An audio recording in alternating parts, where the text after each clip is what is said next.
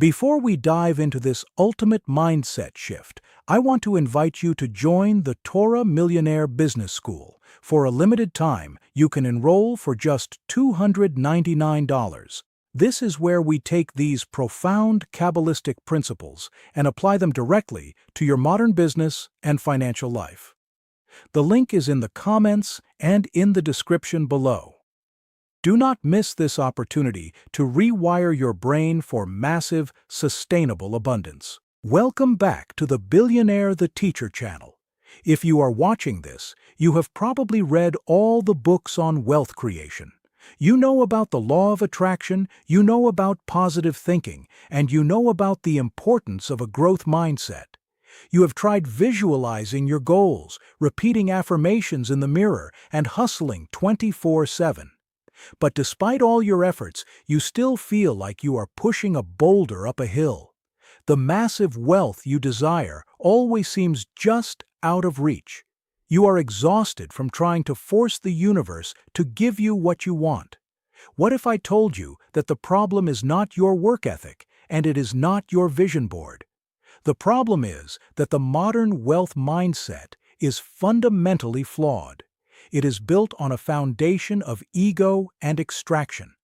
Today, I am going to share with you the ancient Jewish mindset shift that completely flips the script. It is the only mindset shift you will ever need, and it is the secret engine behind the most enduring wealth in human history. Now, let us talk about the modern wealth mindset. The secular world teaches you that wealth is something you must acquire. You have to go out into the marketplace, compete with others, and extract value for yourself. The focus is entirely on the self, my goals, my bank account, my financial freedom. Even the popular spiritual approaches to wealth, like the law of attraction, are often just a spiritualized version of this ego-driven extraction.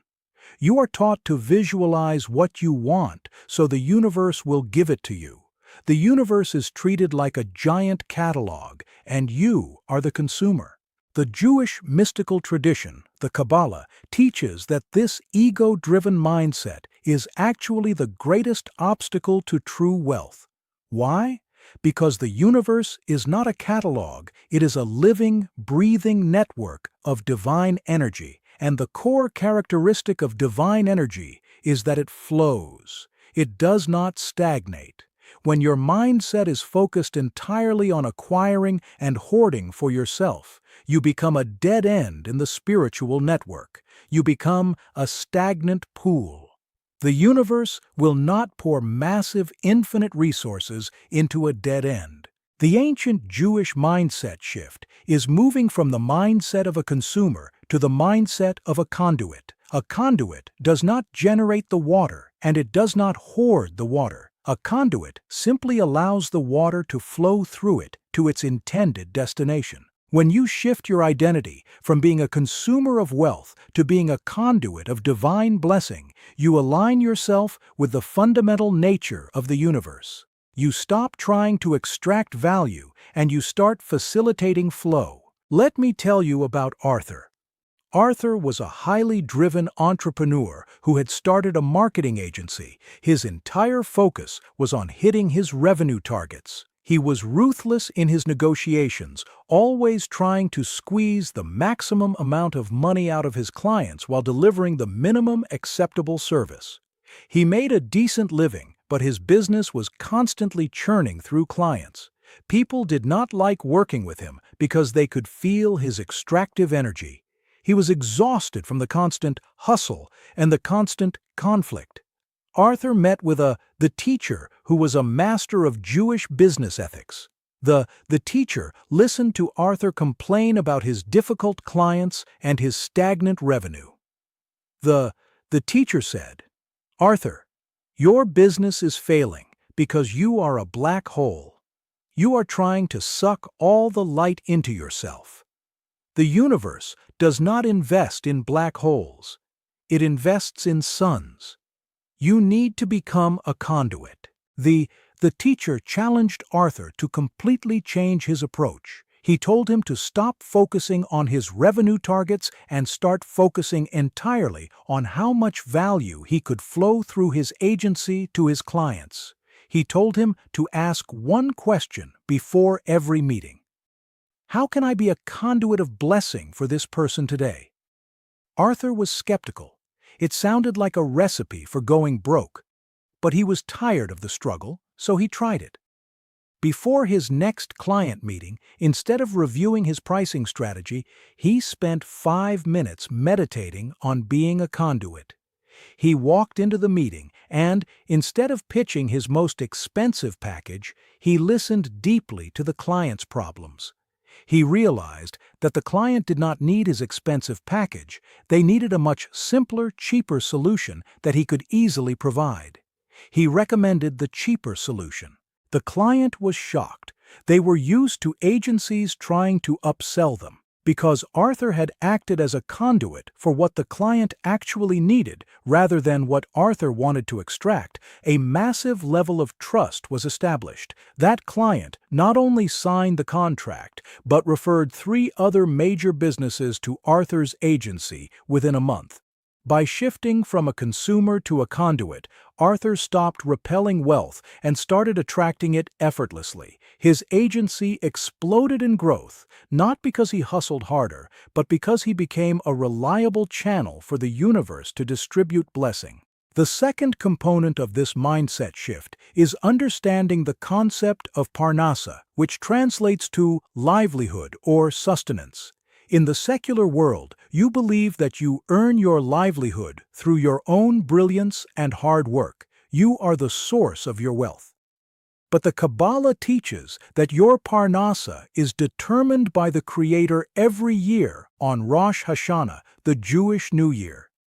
The amount of wealth you are destined to receive is already set. Your hard work, your hishtadlut, does not create the wealth.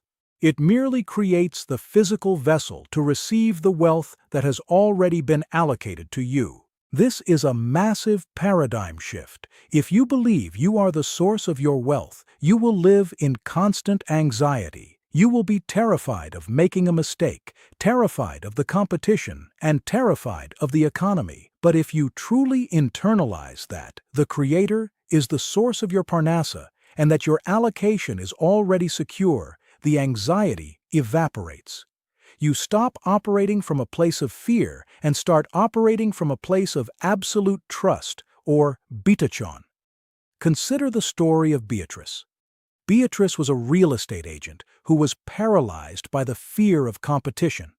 She lived in a cutthroat market, and she constantly worried that other agents were stealing her clients. She worked late into the night, obsessively checking listings, terrified that if she blinked, she would lose a deal. Her anxiety was so intense that it actually drove clients away. They could sense her desperation. Beatrice learned about the concept of parnasa. She learned the Talmudic principle that no person can touch a single penny that is destined for another person. She realized that her intense competition was actually a form of heresy. It was a declaration that she did not trust the Creator's allocation. She decided to adopt the conduit mindset.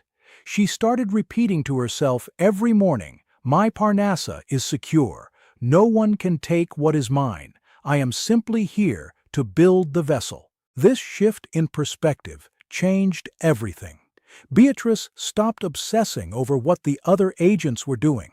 She stopped acting desperate with her clients. Because she knew her wealth was secure, she could relax. She started giving honest advice, even if it meant telling a client not to buy a house.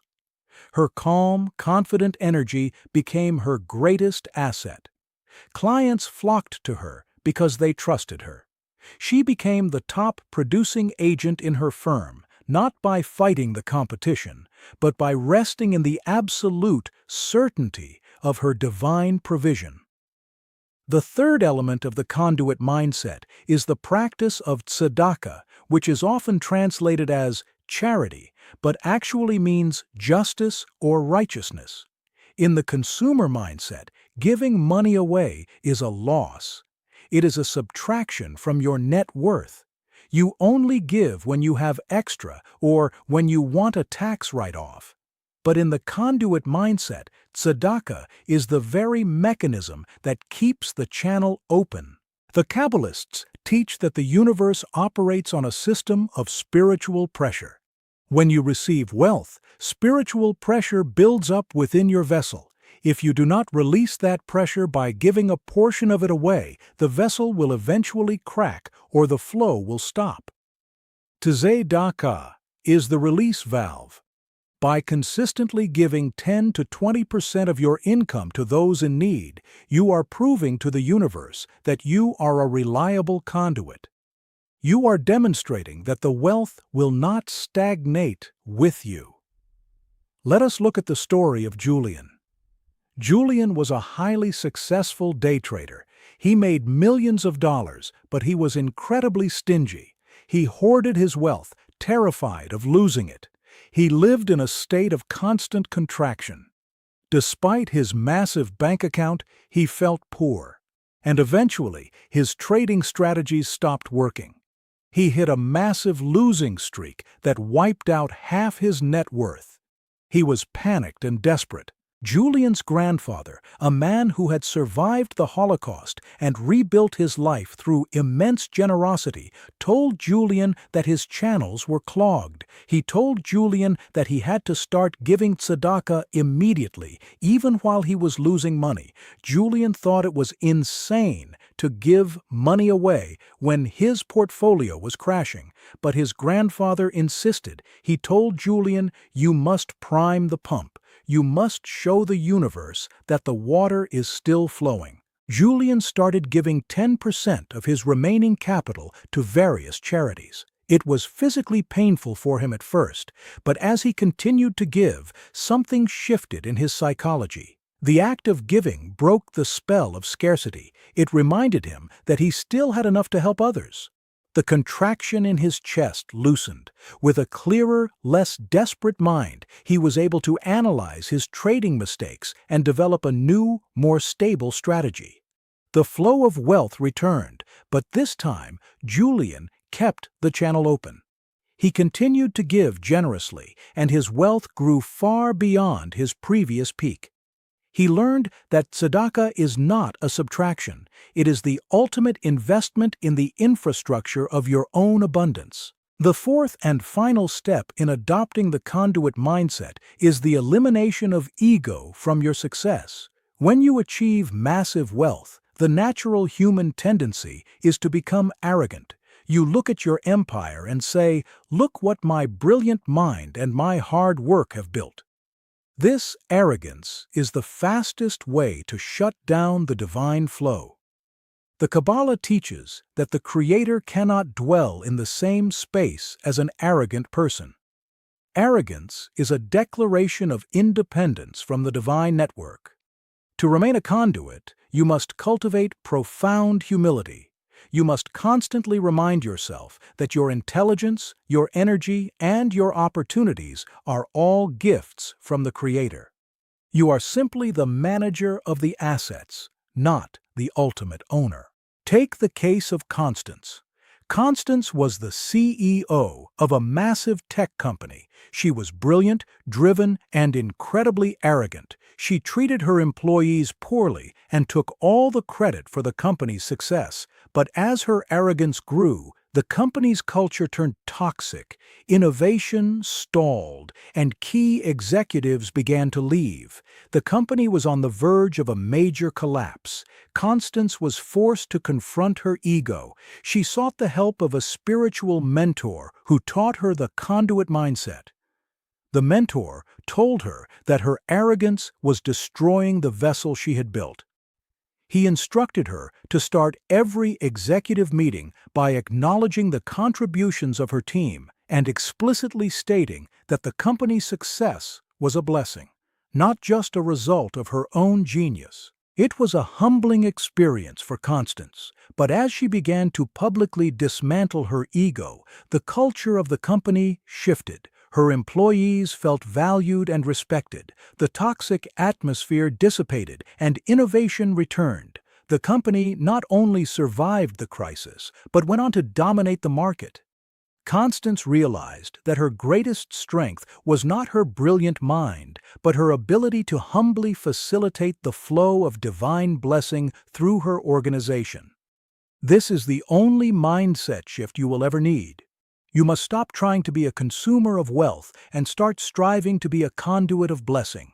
You must internalize that your provision is secure, keep the channels open through radical generosity, and maintain absolute humility in the face of success. When you make this shift, the struggle ends. You stop pushing the boulder up the hill. You align yourself with the infinite, flowing nature of the universe, and you will find that the wealth you have been desperately chasing has been waiting for you to simply open the channel and let it flow. Let us explore the concept of bitachon, absolute trust, in greater detail. The Chassidic masters teach that bitachon is not just a passive belief that things will work out, it is an active, dynamic force that actually shapes reality. When Beatrice, the real estate agent, stopped worrying about her competition and started trusting in her secure parnassa, she was not just making herself feel better, she was actively changing the energetic field around her.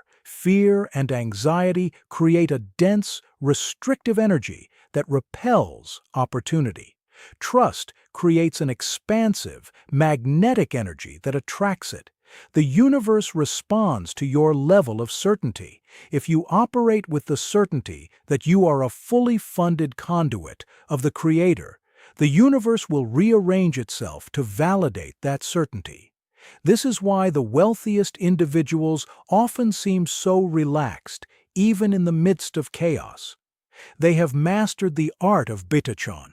They know that the market may fluctuate, but the source never runs dry. Furthermore, the practice of tzedakah is deeply connected to the Kabbalistic concept of tikkun olam, the repair of the world.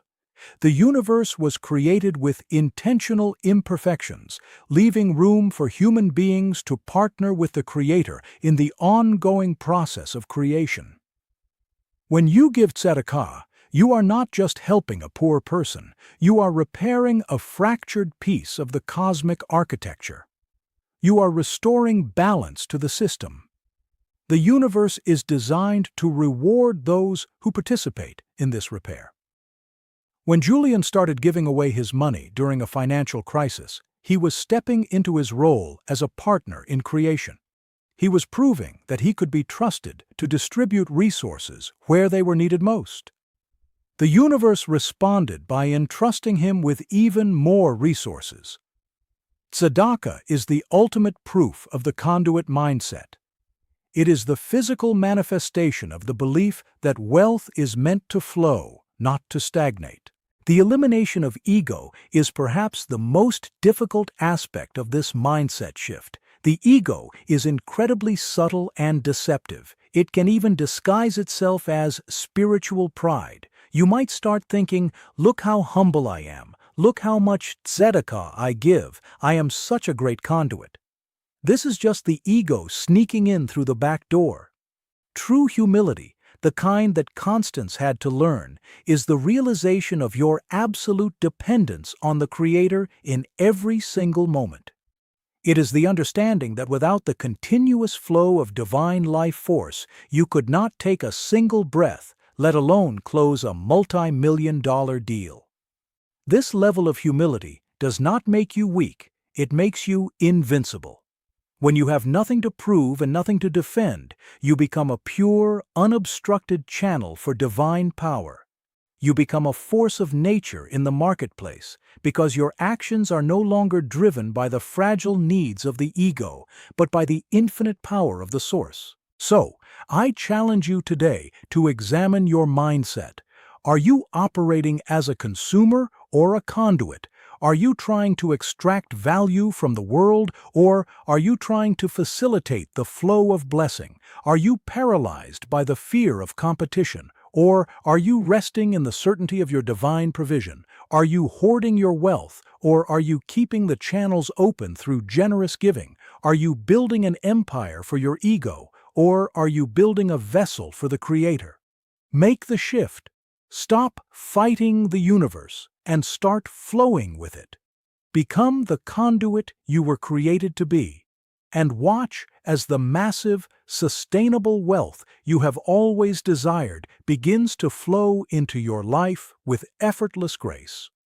This is the ancient secret of the Jewish people.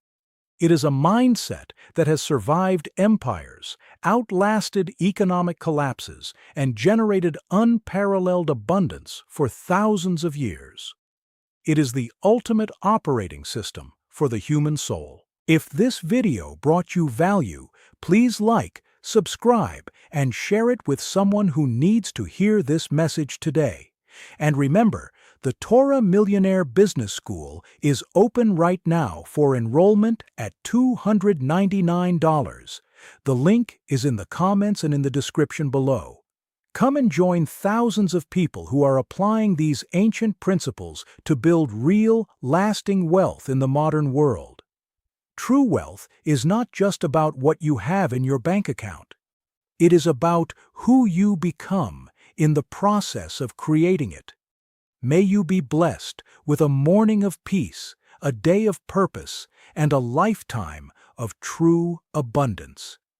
Shalom.